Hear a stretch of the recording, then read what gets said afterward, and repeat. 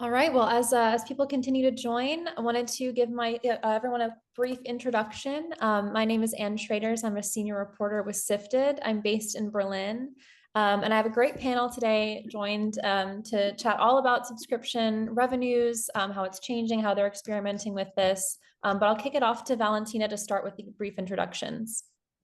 Hi everyone, I'm Valentina. I'm the founder of Daye. We are a women's health innovator. We create novel medical and diagnostic devices for underserved gynecological health use cases. And you might recognize us as the company behind the world's first pain relieving tampon and the world's first diagnostic tampon.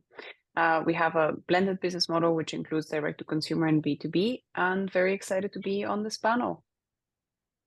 Sam, want to go next?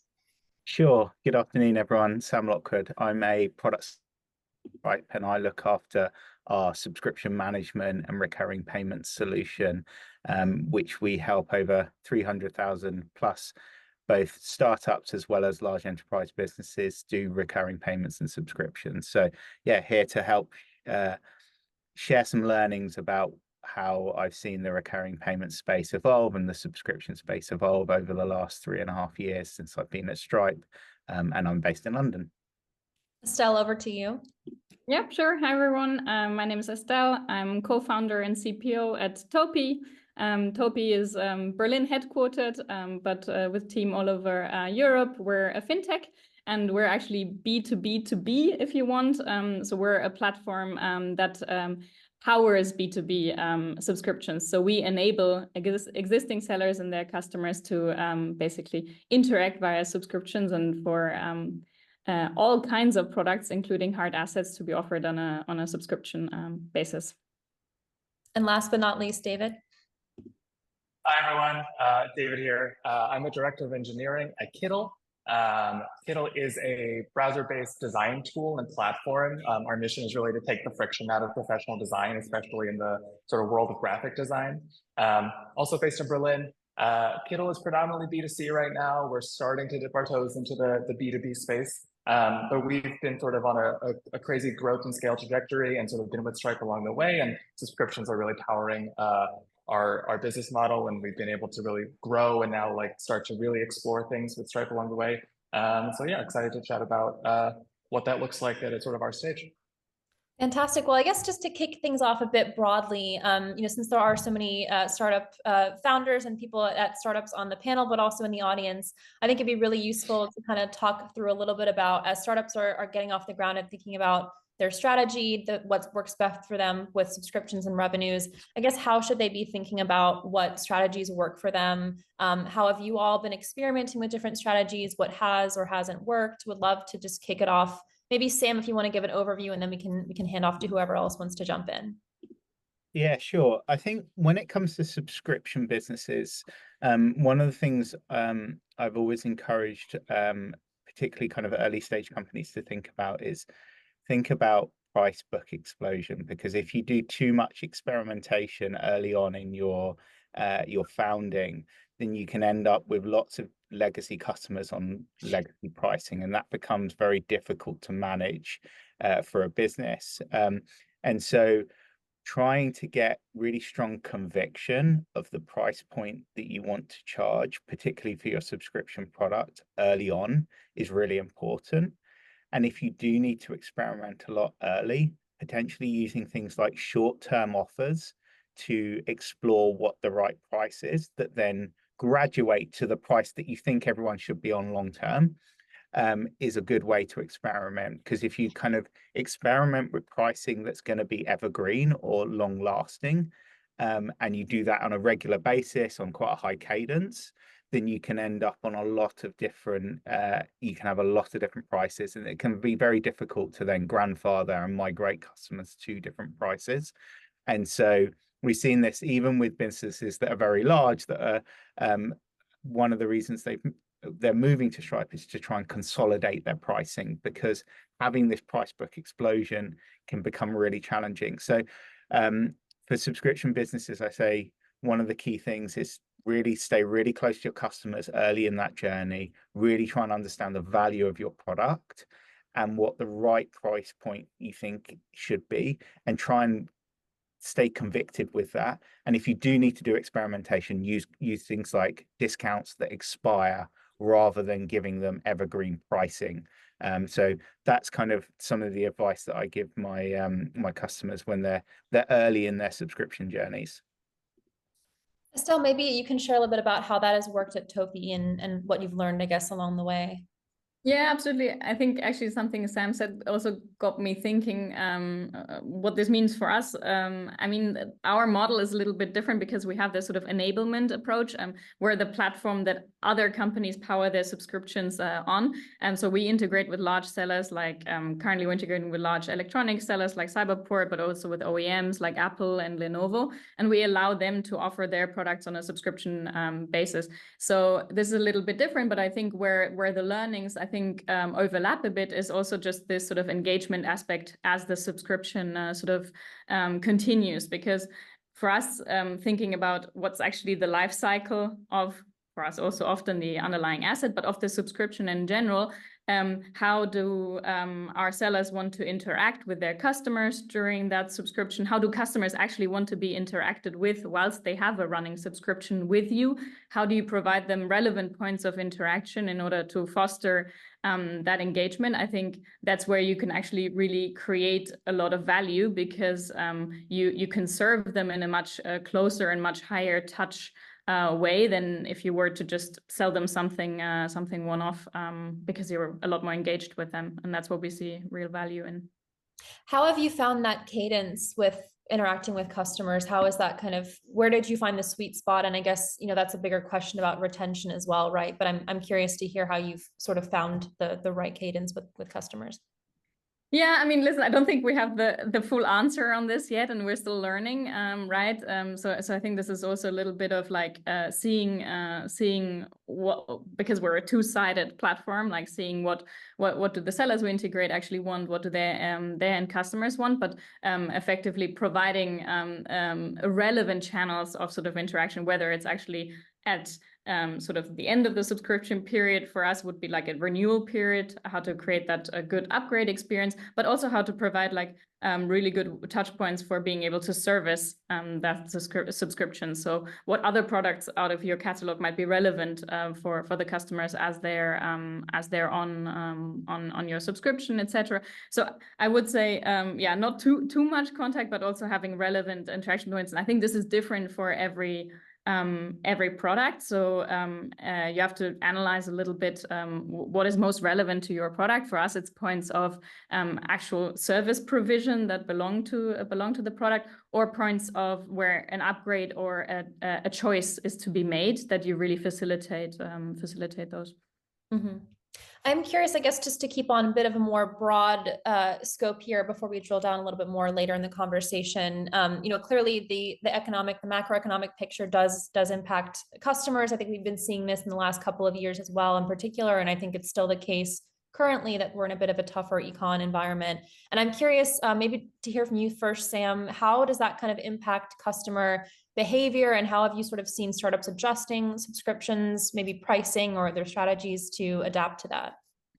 Yeah, absolutely. I think one of the interesting things that I think maybe 10 years ago there was a lot of kind of discussion about the subscription economy, and it kind of exploded a little bit. And I think a lot of consumers, but also a lot of businesses, it went from having no subscriptions or very few, just paying their utilities potentially and their telcos, to then having 20 or 30 different subscriptions. And businesses, I think, are getting to a bit of a subscription fatigue. And what we've also seen, particularly in Europe, actually, is the banks making it a lot clearer what you're subscribed to, what recurring payments are happening on your credit and debit cards, and being processed through your direct debits. And so consumers are being a lot more analytical as to what I'm subscribed to. Am I getting value from it? Should I be paying that $20 a month? And because of that, we're seeing businesses come to us and say, the kind of core subscription we have is quite a high bar, but we still think there's lots of consumers that would like to use our service, but in a less frequent manner. And so this is where we've seen, particularly in the media space, particularly in the print media space, businesses moving towards a usage-based model where you pay for what you consume rather than an all-you-can-eat subscription. And that model is becoming very popular because it broadens the number of customers that can consume your content, because some customers may be willing to pay for 5 articles a month, but don't want to pay for the paper every single day. And so trying to create multiple tiers that aren't just a kind of good, better, best type option, but a tier potentially that is consumption based allows businesses to access parts of the market where they're not willing to subscribe to X amount per month, but they may be willing to subscribe to paying 50 cents per article or 50 cents per interaction with your product.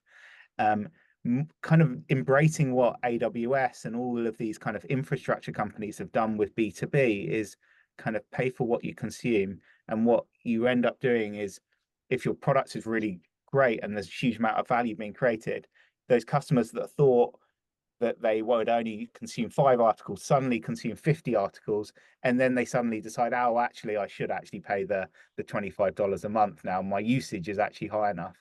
And so you create a much lower barrier to entry to your product by doing that. And I think businesses are beginning to see that on-ramp is something that they need to create, and a free trial is another way of doing that. But a free trial isn't quite the same, and it doesn't give you that longevity of value that you can potentially over the course of a year or two slowly get that customer to a position where they're consuming 50 articles, for example, if I take the print media. So I think free trials were the obvious way that this used to happen, but using a more consumption model is a new way that I think is really interesting. And technology platforms like Stripe and others are giving them the ability to create these usage-based models, which before was a very heavy tech lift for businesses to create a usage-based model. So that's just one of the kind of key changes, particularly given the economic environment that is happening. And I think it's kind of coming down from the B2B AWSs of the world into B2C to say, actually, this model could apply to my industry as well. I'm curious on that point briefly, what is your sense of the conversion that we're seeing when businesses use this model from someone who's maybe paying for, in your example, a couple articles a month to, okay, maybe I should get the whole subscription. Do you see a high conversion rate between that, or what's your sense of the success of that strategy, I guess? I think it's super variable based on the customer. And I think what it does give you is a really ability to do a proper product-led growth type strategy, like really look into not just what the revenue statistics for your business, but how many times are they clicking on an article? How long are they spending on that article? Are they reading to the bottom? It's those metrics that businesses should be focused on rather than the revenue metrics. Stripe actually as a business has moved to this. We used to spend a lot of time thinking about revenue, and now we spend a lot of time thinking about usage of our product as the primary indicators to whether the product is being successful. And so revenue is a downstream output of having a great product, and measuring product success based on revenue often blurs the line as to what you've actually done to the product to generate that revenue. Whereas trying to move your product focus upstream to a position where it's kind of, how do I keep customers more engaged in my product for a longer period of time?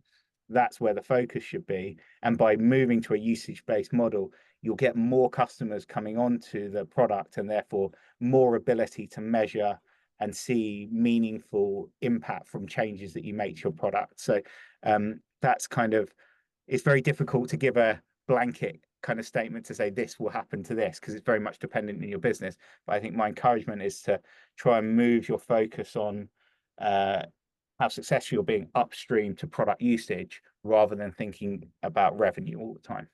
Okay, maybe David or Valentina, you can jump in about how you've, with your own startups, how have you kind of adapted to maybe changing customer behavior in the last year or the current year where things are still a bit tougher economically? How have you sort of adapted the businesses to that, and what are you seeing from the things that you're doing now? David, would you like to go, or should I jump in? Why don't you start and I'll Okay. follow after you. Yeah. So we have seen an increased demand for discounts and discount codes. So a lot of our marketing campaigns have been centered around providing these discount codes. But instead of just advertising the discount codes through Meta and Google and existing large advertising platforms, we have really put in a lot of effort into activating our community and turning our community into financial stakeholders within the business of Daye. So a bit of context here, one of the biggest challenges for every gynecological health company in the market today is that large advertising platforms like Google, Meta, TikTok, Amazon, they all restrict very heavily any type of women's health content, particularly when it comes to ads. So one small example of this is we're currently in a never-ending debate with Google as to whether the Daye tampon should be classified as a form of contraception or not. And I think to anyone that has ever met a woman or experienced what it's like to have a vagina, I don't think anyone in the history of time has ever used tampon as a contraceptive. But it started with an AI review which said you're advertising contraception, you're not allowed to advertise contraception. We said we're not advertising contraception, we're advertising tampons. Can you have a human evaluate this ad? And we've now had 3 independent human reviews that have all confirmed, in fact, the tampon is a form of contraception. This opens up a bigger question as to why Google doesn't allow contraception advertising in the first place. I think we should be allowed to talk about contraception and we should be allowed to advertise different options for contraception. But the main way in which we're navigating this insane restriction to gynecological health, and it doesn't just affect Daye, it affects companies like LV. Everyone in the women's health space has had experience with ads being either banned or restricted. The way that we navigate it is by activating our community of loyal customers and brand ambassadors and providing them with a financial stake in the business. So what we are trying to do is, instead of dedicating our marketing budgets to Google and Meta, we're trying to transfer our marketing budgets over to our community, and utilizing discount codes has been an effective way to do that. So it's a double-sided incentive system. Say you and you want to talk about Daye products, you have a unique code, you advertise that on your social media channels, or you just share it with a friend in a WhatsApp group, then you will get credit as well as actual cash payments every month. And that has been a successful strategy for us. That brings up a good point, Valentina, about kind of building community. And I think, David, we were also speaking the other day about how you've sort of focused on power users, and would love to hear, I guess, a bit more about, how do you kind of cultivate that loyal following? How do you monetize the smaller number of users potentially? And would love, I guess, your thoughts on that, David, if you want to take it over. Yeah, I really resonated with a lot of what Sam was talking about, just thinking about, right, like product-like growth and just the value that you're providing users first and foremost. And I think that is sort of, for us, also really central, right? We sort of view, regardless of what subscription tier a user is on, especially if they're on the free plan, right? Like, just because they're on a free plan now, maybe they'll subscribe at some point in the future. Like, we want to make sure that people are bought in and appreciate and understand the value of Kittl for them at all stages of their time with us, and also sort of through their careers often as graphic designers. And so, for example, we see things like this even with like churn. I think it was like close to 50% of our users after they churn from subscription, like still use the product, right, as free users. And when we ask them why, it's because they're just taking a break. Maybe it was too expensive for a bit, but they sort of like, I love this so much, I'm going to stay around as a free user, and then I'm going to come back, right, hopefully at some point in the future. And so that's been a focus for us with our like core power users. So community is really huge for us. Again, kind of regardless of subscription tier, we invest a lot in, we have like a dedicated Discord. We do a ton with like YouTube and podcasts, and we're really often trying to engage with our community, and, because we know we can't do this without them, right? We're building for people. But recently we started to sort of treat our power users as more of an actual thing. And this tends to be people on our highest subscription tier. And so we are in there, all of our product managers, the UX 360 designers, everyone's sort of in the Discord with the sort of private power user channel. They're getting first access to a ton of new features. We're literally messaging them back and forth about feedback. And it both like helps obviously with the subscription model, because then people are sort of like, well, if I'm subscribed, I get this like insider access. But then the subscription kind of ties into this community building tactic as well, right? Because it's sort of like, to maybe a lesser extent than the financial incentive that Valentina was talking about, right? These people are really affecting the trajectory of the product, and if you really care and you're care enough to pay, and then also give this feedback, it's just sort of been a really, I think, valuable way for us to engage the community and just understand the people who value this product and tool the most. Like, how do we make sure that they're a part of this journey with us? I wanted to also ask you, David, about kind of that conversion between the freemium to the paying as well, and I guess vice versa. How do you kind of deal with that? What is your conversion rate? I'm just curious, I guess, if you'll share. But I guess generally, how do you think about that conversion, and when it goes backwards as well, what does that tell you about the product? It's a very good question. I think, like most folks, it's sort of been a roller coaster journey for us as the product has evolved, as our offerings has evolved, as sort of what is being offered in each subscription tier, sort of changes as well. But I think, for example, in the last few months, close to a year, I think we've seen sort of the features and things that we've done that are sort of centered on AI have become more of an incentive for folks to upgrade to higher subscription tiers, right? So both from just sort of, we have our own custom models for image generation that you can pull into your designs, and the number of credits that you get to use for that, we sort of staggered and changed how many number of credits you get for image creation on different subscription tiers, and that's been a huge driver. And then we sort of also started opening up this huge suite of sort of AI-powered tools just for our top subscription tier. And again, that's been a huge driver then for people either on the mid-level tiers to upgrade, or even free members to kind of like upgrade to that as well. So things like a design co-pilot, which sort of like really removes the friction out of the design process and helps expedite your workflow. We're started with our power users trialing this sort of design generator thing right now to really kind of help get you started and kind of not writer's block, but design block, if you will, of sort of looking at a blank canvas. And then we have just started this larger initiative right now to think about this sort of freemium space. I think we are slowly starting to pull back some of the blockers and things that are maybe gated behind an upgrade modal to for this journey, right? To basically start to figure out, okay, where in the user journey, like you've signed up, you've activated, that's great. But if you're not finding the value right away, which is understandable to subscribe, like how can we sort of give you a taste of the features, or how can we keep you, again, bought in and sort of understanding the value, so that even if it's not now, right, maybe you get your next graphic design gig, or you upgrade your skills, and now you're like, okay, wait, this tool that I've been playing around with now is having more of a piece of my career, and so maybe now I want to pull the trigger and subscribe. So. Okay. We're at the beginning of that freemium journey, so I'll have hopefully more to share next time. And you mentioned AI, and I want to touch on how you all are implementing AI as well in a bit. But I guess just a bit more of a broad question, and also just to hear kind of your tips and learnings on this in terms of how you actually retain subscribers at this point. Would love, I guess, just to hear maybe from Estelle or whoever wants to jump in, anything that you've learned about maybe something that you did that really massively increased retention, or I guess just sort of your journey with making sure to keep the customers around. Maybe Estelle, you want to kick us off? Yeah, absolutely. I think for us, this is sort of retention is shown by like seeing them repeat transactions, because like effectively we facilitate the transaction between the seller and the end customer. So we measure success here also, like how many customers actually come back and repeat another transaction, check out another device, for example, via our payment method. And I think what's really helpful there, and I think Sam talked about this briefly earlier, was it's really interesting to hear this perspective from, I guess, more the software world, where like everything is subscriptionized and people have this subscription fatigue because they don't even know how many subscriptions they have anymore. I would say we work in a bit of a different sphere where we're actually subscriptionizing things that weren't on a subscription basis before.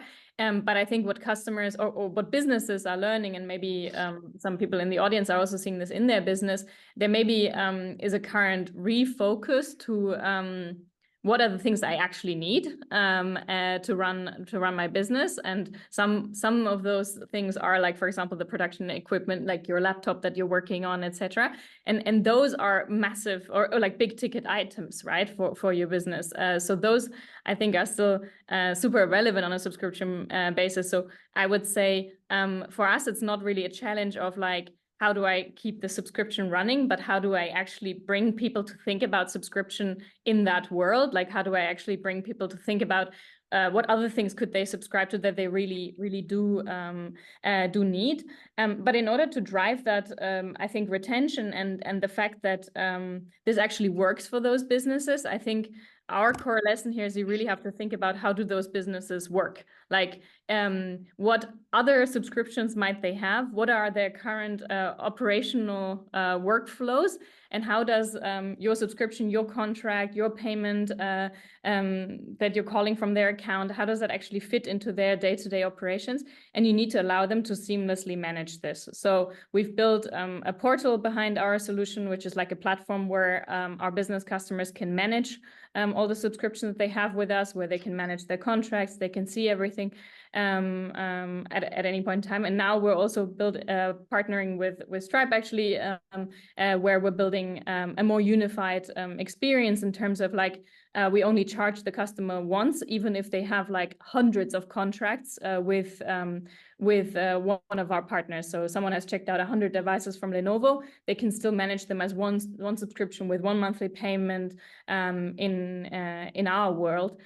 So I would say it's about making it easy for your product to fit into the day-to-day operations of the businesses who are using them, and that for me actually drives retention and avoids churn.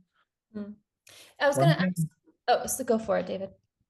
One thing I'd say was what I've seen in the sort of 3.5 years I've been in is that businesses are moving much more towards making pricing and cancellation much more transparent across the subscription economy. I think when I first joined, there were businesses that were gating or hiding cancellation journeys through like email, contact this person, etc., etc. One is regulation has changed a little bit such that in Germany already, and I know the UK Competition Markets Authority is about to launch some regulation in the UK that means that if you can sign up online, you have to be able to cancel online, which is changing the behavior a little bit. But I think most businesses have realized actually that really transparent pricing actually creates better retention, because if customers really understand the different tiers that you have and can really understand the features that they're getting from that and can self-manage which tier that they're in, and that may even include being able to downgrade to a free tier or even just fully cancel without huge friction, it gives you a lot clearer perspective of the true value your product is driving. And so most businesses, I think, are realizing that is that we need to build a great product that people want to stay on. Creating friction in the offboarding process isn't a good long-term company strategy for most subscription businesses. And so I think that kind of thought process has been adopted by most businesses now. So kind of creating transparency within your pricing models and creating self-serve ability to upgrade, downgrade, and cancel is really important. And even we've seen this even for like complex SaaS B2B companies that sell through a sales-led growth model that have complex contracts. They're now looking at how can we allow Stripe, if Stripe's buying a complex SaaS product, how can we self-manage that product in the same way we can self-manage our AWS contract? They give us a console, we can go in there and we can decide which AWS products we want to buy. Every product should be able to do that. And through that, you actually end up with much better understanding of the customers that you have and what they're truly using, because they're only picking the products that they want within your portfolio or the features. And so I think that's a really important message, is that creating self-serve ability for your customers is hugely important, because it just gives you so much valuable feedback. And then the churn that you do have is true churn. and churn that you can then investigate and understand, like, did they offboard because we haven't built a feature that we're not going to build and we know what we're not going to build it, or did they churn because they didn't understand the value of the product and therefore we need to address that? That's great. I would love to turn, I guess, to chat about AI now. And first of all, a reminder to the audience, we are taking a couple audience questions. So if you have any questions, please put it in the Q&A function. But to kick us off, there is one question from the audience that I wanted to pose to you guys. Has using AI-powered tools reduced sales costs more recently, given Gen AI? And I guess whoever wants to kind of hop in there. I guess it's sort of a part of a bigger question around how you're using AI currently in your business and how that's impacted sales costs, but would love to hear from you guys. I'm happy to jump in to begin with. So there are, in general, the policy that we have at Daye is to provide as many team members with as many AI tools as possible, as long as they're adding value. We're not budget sensitive when it comes to AI subscriptions because of the impact that we've seen on the organization. So some of the specific tools that we use, Fixer.ai, Fyxer.ai for drafting email responses. So everyone a day has access to Fixer, and that allows you to get through email communications much faster. We also use Granola for every meeting. So Granola is an automated note taker, but unlike Fireflies and other ones that kind of awkwardly join the video call and you see this like pop-up of the AI note taker, Granola is just in the background taking like high-level notes with really good summaries. And on the software engineering side of things, we've seen incredible increases in our productivity with the utilization of AI software tools. So that again is an area where we've genuinely seen a like 60 to 80% improvement in efficiency and the speed of code deployment from using tools like Copilot. Maybe I'll jump on, maybe a fun story. We launched a tool or a colleague called Topias recently, from Topias, however you want to pronounce it. And it's actually our way of helping sellers offer our product. And you mentioned, like, does it actually help you reduce cost of selling? Because I mean, we don't charge for this product, and we don't have any sort of like pricing strategy around it. But what we use it for is, given we integrate with lots of sellers, we wanted to figure out, will this be a tool that can help us actually get more into the long tail of lots and lots of small sellers as well, where we may not have the capabilities to help train their staff and their employees on our solution and how to offer our product and how to pitch it and how to use our sales tools that we've built. We are instead actually training our AI tool to be able to teach this. And I think this is certainly going to help us drive down cost of selling from certain perspectives. And we also use AI in other parts that are maybe a bit more internal, along lines of what Valentina just said, of course, in terms of how we actually build and how we code, but also we use it for a number of different use cases. For example, we have to handle a vast amount of information that's passed to us via API. Like, we integrate with big sellers that have massive catalogs. So we also use, for example, the ability with AI to be able to sift through this information and to be able to categorize and classify well, in order to then be able to put the relevant pricing tags, etc., on the products. So I definitely think there's a ton of use cases in just even your everyday business. So we have one external application so far, and then I think a bunch of internal ones that I think are helping us drive costs down. Yeah, I think in terms of the application of AI, I think the big question that we've all sort of been asking is, how much does this actually help businesses improve their growth, improve efficiencies? I guess, have you seen sort of tangible improvements since you started implementing AI into your businesses? And I guess whoever wants to jump in to address that would be interesting to hear. I think the big one for Stripe has been, and it does impact the previous question in terms of like sales efficiency, is customer service. Stripe has, I can't remember exactly what the public stat is, like 2 million or something customers. And by customers, I mean merchants. and then obviously they serve billions of consumers and end customers.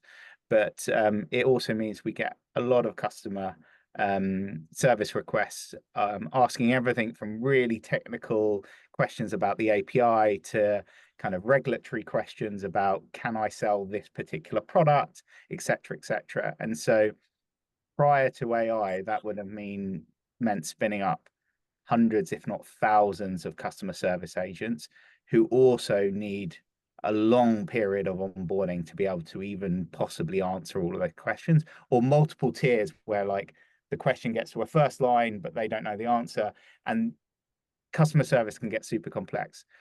Stripe has really great documentation. And so I think what we've been able to do is train a model on our documentation that means, again, I don't know exactly what the stat is, but a significant proportion of first line questions are now being resolved, probably to a much higher quality than they would have been able to resolve by a kind of like first line customer service agent directly, to a point that that person never has to ask anyone else. The LLM is able to answer the question and resolve the query instantly to a sufficient level that they're happy. So that's just been a huge cost reduction on any business that has a customer service element to it. The ability to train these models, particularly if you as a business do really great work documenting how your product works and the solutions to it, means that you can then train a model. If you don't have great documentation, it's very hard to train a model. But if you having great documentation is a good place to then start to then being able to build a model that can then answer these. And there's obviously startups and other businesses that can help you build those models, or you can do it in-house. I'm going to ask another question from the audience here, and I believe this is kind of for everyone.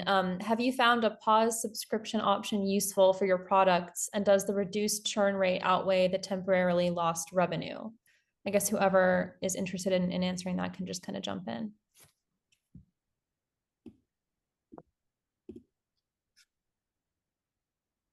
Anyone used a pause subscription option?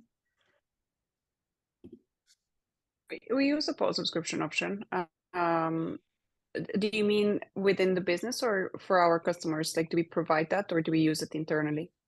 I believe the question is probably referring to with customers. Mm-hmm.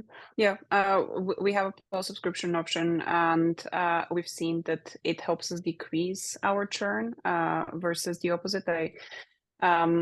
I think everyone's always extremely frustrated if they have a subscription that they can't pause with ease.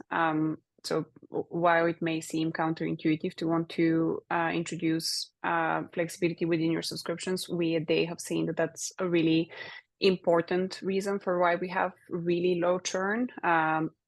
People just want as much flexibility as possible in order to trust the subscription service. Okay. I'm curious, I guess, to hear from all of you as well in terms of the sort of customer feedback element. How do you kind of manage negative customer feedback? How does that kind of work into what you actually change fundamentally, either with, as we've been talking about, maybe different options to pause subscriptions or reduce pricing, or I guess to, maybe build better customer loyalty? Like, I'm just curious to hear, I guess, how that factors into your decision making.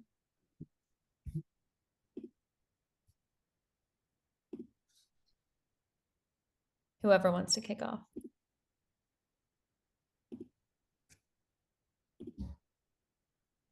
Sam, do you want to take this, maybe just of what you observed? Stripe does a couple of different things.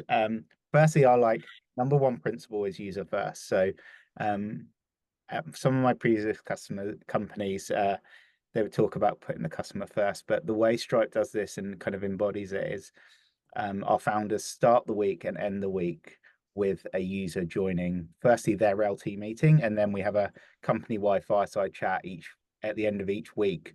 And each one of those meetings, 20 minutes to half an hour of those hour-long meetings, is a user coming on. And what Patrick and John do is ask the customer to tell us all the bad things about Stripe. Like, if you had a magic wand, what would you change about Stripe and why? And how does it impact your business? Rather than spending much time talking about what's going great. And from that feedback, very clear action items always taken as to like, should we do this thing that they're asking, etc. So obviously that's like the very top level, but that kind of ethos permeates the whole of Stripe in terms of really spending a lot of time understanding and putting ourselves in the customer's shoes as to what they really want from the product, and then using that to prioritize.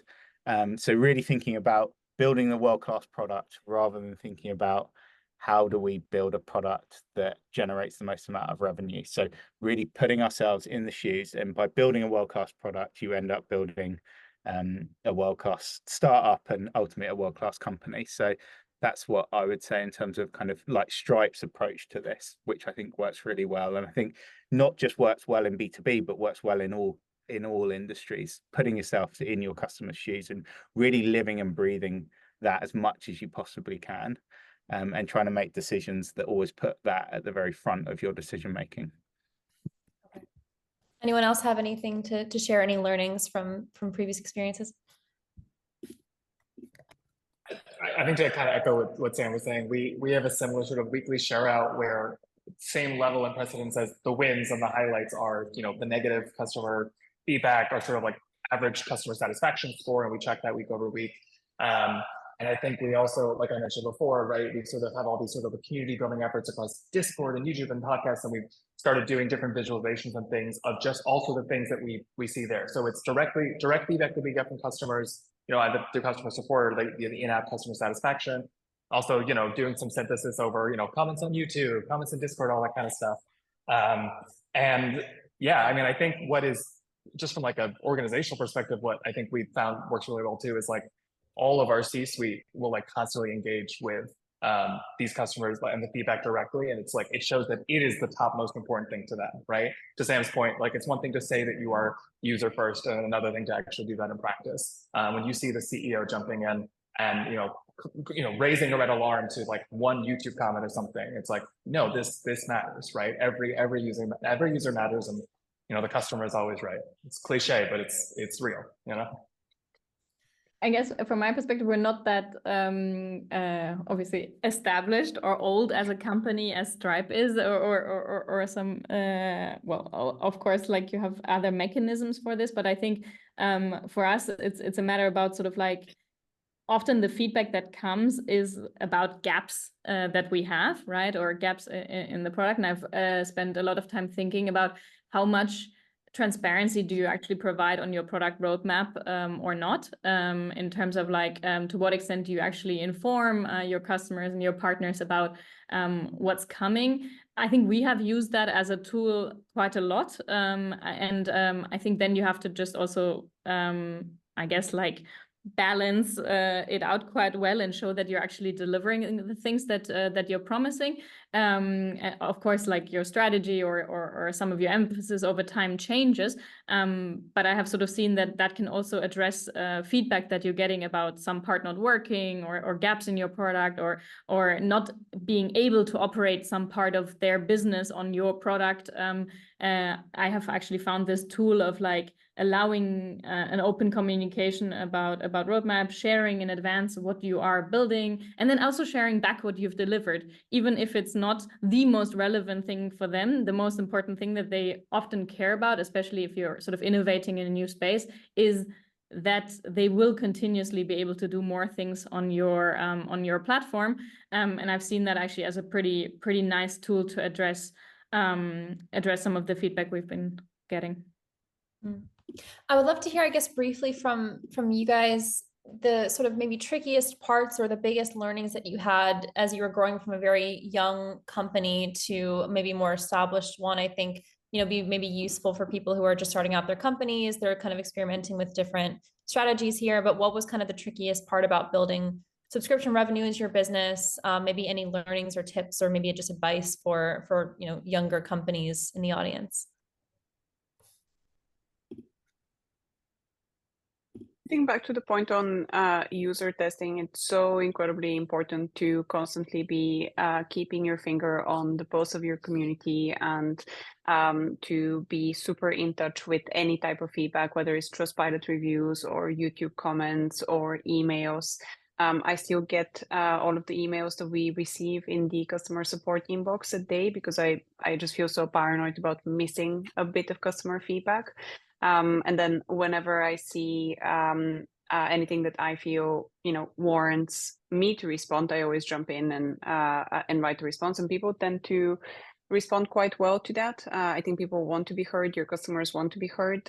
So if you can just really establish very robust user testing, post-market surveillance, social listening systems in place, that sets you up for success as a brand, and especially if you're developing any type of novel product or service. Okay.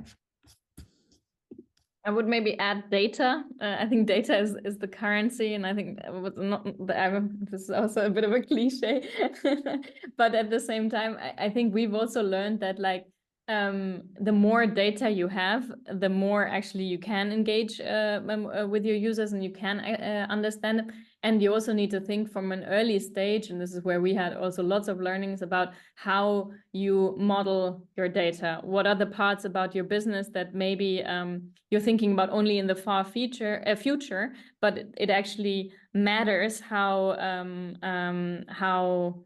you model relations between different parts of your business, how you gather data, what dependencies you build into your product, etc. So I would say having a bit of a data strategy from day one is something extremely valuable, or something that will cost time if you need to correct it over time. Especially if you're in a space that has lots of complex payments, payment models, payment flows, and different things like that. I'm going to switch briefly to an audience question for Valentina, actually. Where have you seen the best results in promoting your customer referral program? Inbox, post-purchase, email, etc.? Organic social, I would say, and email. We use a tool called Brand Ambassador to help us attract new, brand ambassadors, and to make sure that they have missions that they can follow, and that we have clear communication channels for specific requests that we have from them. So yeah, I would say it's mostly been organic social as a tool. We ask our existing ambassadors to share that they're ambassadors, and then that gets other people in their community interested in the program. Okay. And the other tool you mentioned, the AI tool, was Fixer AI. Is that correct? Yes. Okay. With a Y. It's like, as a founder, you get 1,000,001 emails. It saves my life. Okay. It's changed my relationship with email. I used to dread email. So please download Fixer. I also might need that, because my inbox as a journalist is really, really scary. I also wanted to touch on something that we haven't gotten around to yet. And I'm curious to hear, I guess, your perspective, Valentina, Estelle, versus David or Sam, in terms of having a physical product versus subscription for software. I'm curious, I guess, your strategies and how you've thought around, I guess, how that's impacted your revenues, how you've thought about duration of contracts, all that kind of stuff. I would love to, I guess, to hear the contrast between the different types of products. And maybe Estelle, if you want to start first, or Valentina can jump in, and then maybe turn to David. Yeah, happy to do that. Yeah, I think software and hardware are quite different, and this is actually the problem space we're working in. I think there are some aspects that are similar about offering a software subscription versus a hardware subscription. I think they're centered around access, around creating flexibility, around optimizing, I think, cash outflow to some extent, and around being able to manage the subscription over time, right? So I think those aspects are pretty similar. You need sort of like the ability to handle or to offer all of those things. I think where hardware is different is, I mean, I often think about this by actually imagining what is hardware. I mean, it's a physical thing. It has a location. Location is also key. It has a useful life, right? It doesn't run forever. So there's sort of a naturally built-in life cycle into your subscription that you need to be able to handle, and this creates a little bit of course, like complexity, because you need to be able to manage moments like upgrading the plan actually is to do with, oh, the device needs to be returned, needs to be shipped back, there needs to be another device offered, there needs to be all the afterlife management, making sure that those devices are then being returned to someone who repairs them and onward sells them, etc. So this is where I think complexity comes in, but I think also beauty comes in if we can figure this out. But I think this is why historically the shift to SaaS has only happened in the SaaS world, but we fundamentally believe that HaaS or hardware as a service is a real thing, and we're trying to use some of those natural moments to allow for building the subscription experience into this. You also asked about contract duration. This is something we're also experimenting with initially, like because of the useful life of these devices. It was mostly around 2 to 3 year contracts, so really long contracts that our customers would sign with the sellers. Now we're expanding a bit more into creating more flexibility, because we're realizing businesses have different use cases and needs. For example, an intern joining only for 6 months, or an interim position, or actually, I don't know, a new engineer that you're hiring, they need a different subscription setup. So their seat needs to be managed differently, and their hardware needs to be managed differently. So there, I think on the hardware world, you just can't offer full flexibility, but you try to match the flexibility that you offer to the use cases that exist in your customers. So I think for us, this is a ton about user stories and about understanding who the end customers are and how they're using your product and who they're using it for. And we're now moving a bit also into the world of bundling the hardware together with the relevant service or software that actually allows the customer to say, okay, I have like this premium bundle for, I don't know, an engineer joining in this team, or I have a different kind of employee bundle. So this is how we're thinking about it. It's about matching subscriptions, tenures to use cases. Valentina, anything to add from your perspective? One of the main things to be aware of when you're building a hardware product is that there are platform limitations.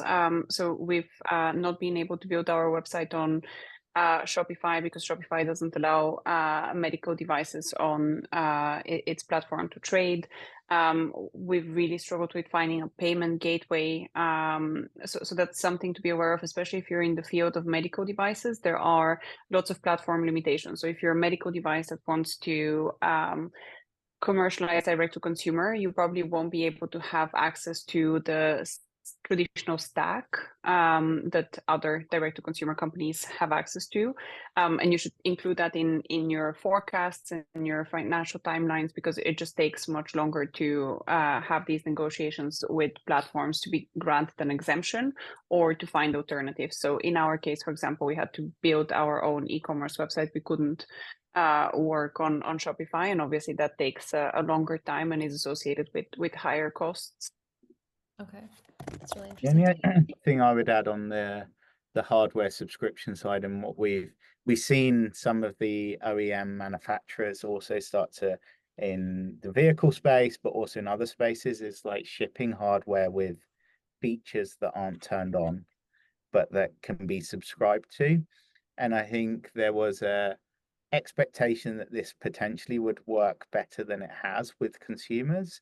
And I think most of the large OEM hardware manufacturers across a variety of different verticals have rode back from that decision to ship features that you can then subscribe to. I think consumers seem to be willing to subscribe to software services, but not necessarily subscribe to hardware features that are built into the product that they feel they've purchased, that you then have to purchase on top to then activate. So I think subscription for the entire hardware product is very established need. To your point, Estelle, like lots of customers want to buy hardware, but I think a lot of companies started to experiment with this like multi-tiered hardware approach, where you ship a car And then you have the age-old one that everyone references in this space is BMW charging for heated seats. The heated seat mechanism is in the seat, and most consumers begrudge you charging a subscription for turning on something that already exists in the product they bought. So that's one thing I'd say is think very carefully if you're looking to ship a hardware product that has hardware built in that then has to be turned on through a subscription, because I think the uptake of that type of subscription has been very challenging for the hardware manufacturers. I think that kind of brings up an interesting question that I would love to pose to y'all and the startups on our panel here. And that's, I guess, sort of maybe what the biggest mistake was that you made, or something that you wish you could have, maybe learned about sooner in the journey of kind of figuring out the right subscription model, or I guess any learnings from maybe something that you did that had a negative reaction with customers. Or I'm just curious if there's any sort of learnings from earlier on in your startup journey, or maybe something more recent as well of things that, maybe was a learning experience for you.